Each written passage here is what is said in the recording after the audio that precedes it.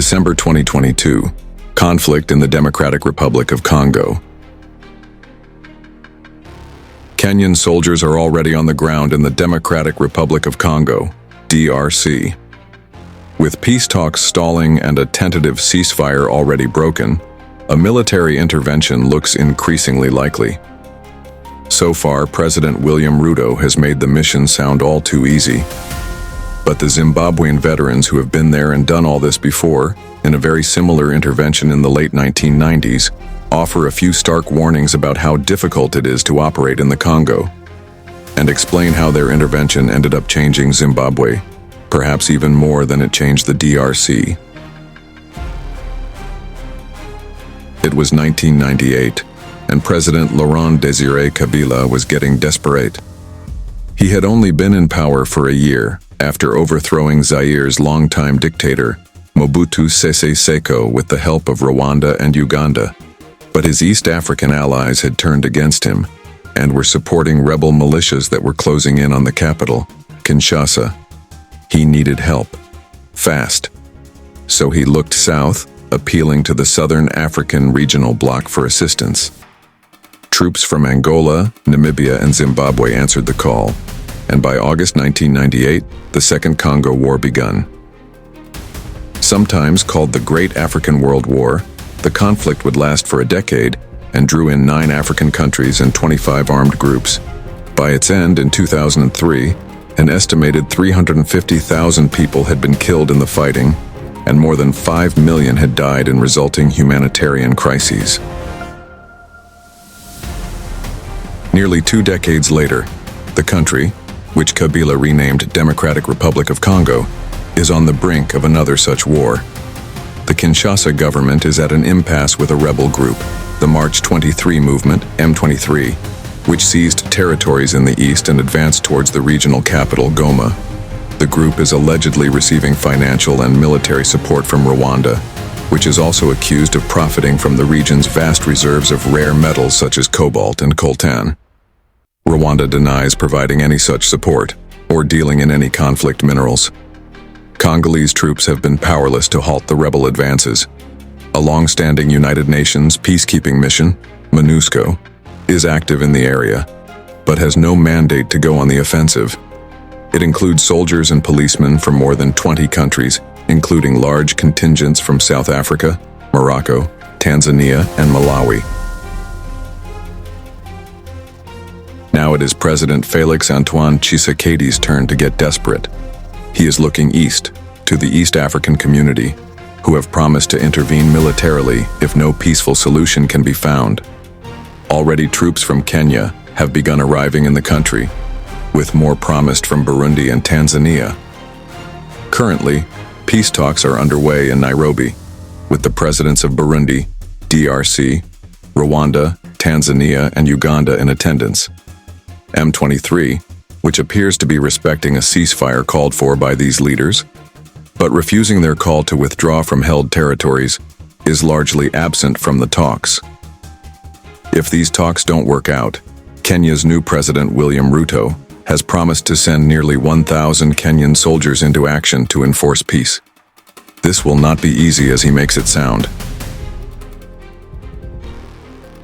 Clever Gunyani, not his real name, was a Zimbabwean soldier who was deployed in the DRC as part of the intervention force in the late 1990s. Kenya has chosen a difficult war, he said. The Eastern Front is a jungle and it rains almost every day. It is damp and wet. Imagine trying to drive an armored vehicle in the mud. You just can't. The equipment is useless. Aerial bombardment is impossible even with infrared. Guyani said that the harsh conditions mean that the battle is as mental as it is physical, and unprepared soldiers are at risk of a breakdown. We ended up keeping our lines and declaring a ceasefire. It is useless to waste bullets on invisible targets. I was happy to come back home. Dave Stone Yoni, also a Zimbabwean soldier, spent 3 years in the eastern DRC. He said that he would go back if he had to.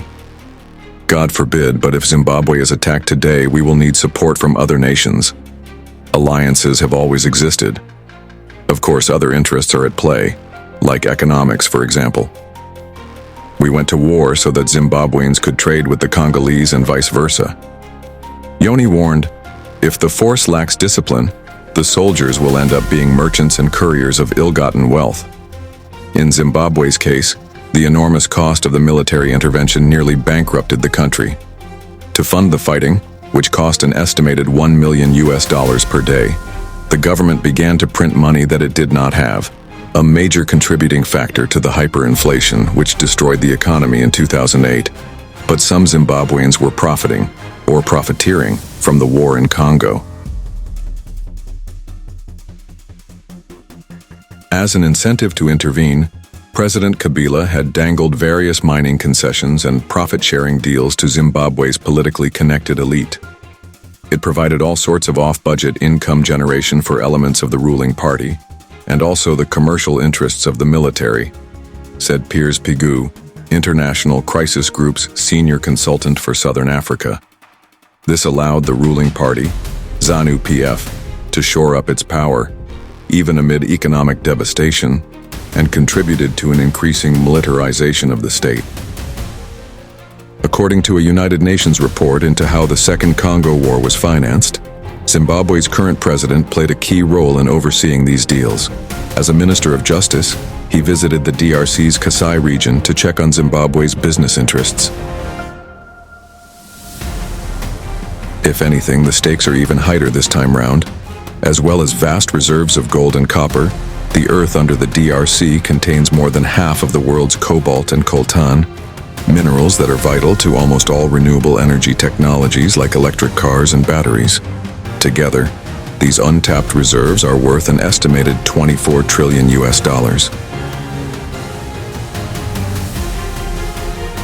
Kenya has made no secret of its economic interest in the country.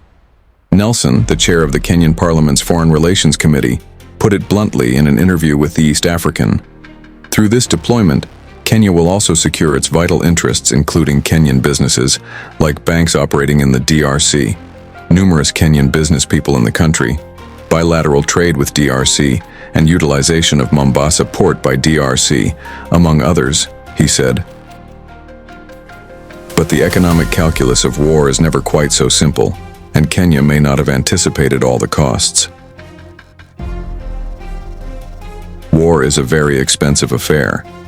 It has ramifications in the economy of any nation which decides or is brave enough to intervene, said Dr. Prolific Mataruse, a political science lecturer at the University of Zimbabwe.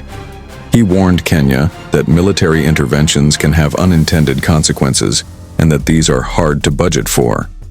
Zimbabwe, after all, is still paying the price.